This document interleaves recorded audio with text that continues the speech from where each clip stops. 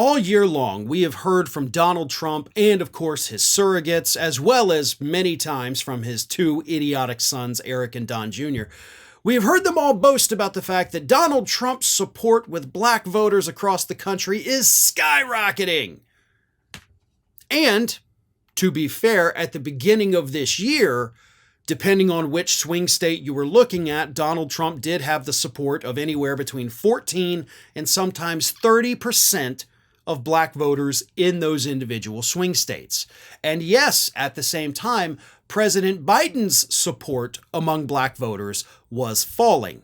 Now, he was still far outpacing Donald Trump in every state with black voters, don't get me wrong, but the gap was narrowing, but it was still a massive gap.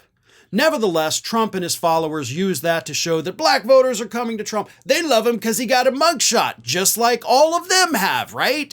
I mean, that's the message they were effectively telling us. They love that he's got criminal convictions because now he's one of them in one of the most racist talking points the Republicans have ever launched.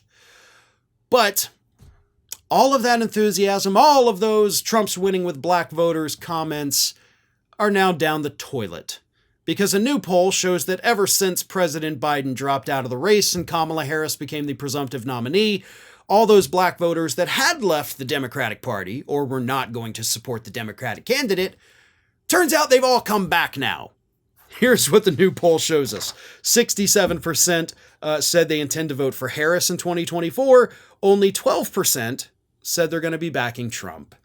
17%, by the way, say that they're not sure who they're going to vote for, but that is just one poll. That is from Angus Reid Institute. Another poll from CNN found that Harris has 78% support of black voters and Trump has 15%.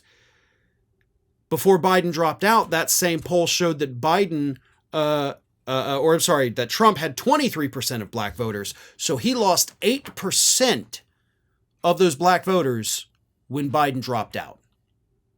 And it gets even worse because it's not just black voters.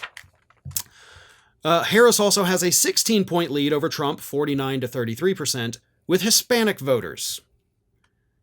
So Harris right now, she's winning with women voters. She's winning with black voters. She's winning with Hispanic voters. So what other major demographic in the United States does that leave for Donald Trump? Well, angry white men with no higher education. Like, that's Donald Trump's biggest demographic. White dudes who didn't go to college. Yeah, you're not going to win an election when that is your stronghold, okay? When you're losing essentially every other major demographic in this country, you're screwed. And also going out there and telling black voters that, hey, I'm like you guys because I have a criminal conviction. Not only is that a racist stereotype, but it's clearly not winning anybody over. But this is what the campaign has. This is what Trump is doing. He thinks, based on polls from 8-9 months ago, hey, I'm doing great with these groups. You're not.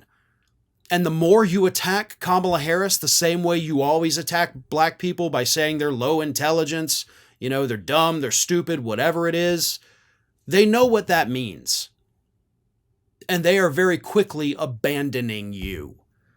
So keep up the good work, Donald Trump and your campaign, because everything you have done over the last 10 days with your attacks on Harris has only pushed voters away from you. And you're going to continue down this path because we know you're set in your ways and you're going to lose even more support. And we could be headed for a massive landslide victory for Harris in November if you keep going down this path. Hi, everyone. This here is little Athena, and Athena would like to know why you haven't subscribed to Fair and Balanced yet. So please, don't let Athena down. Subscribe today.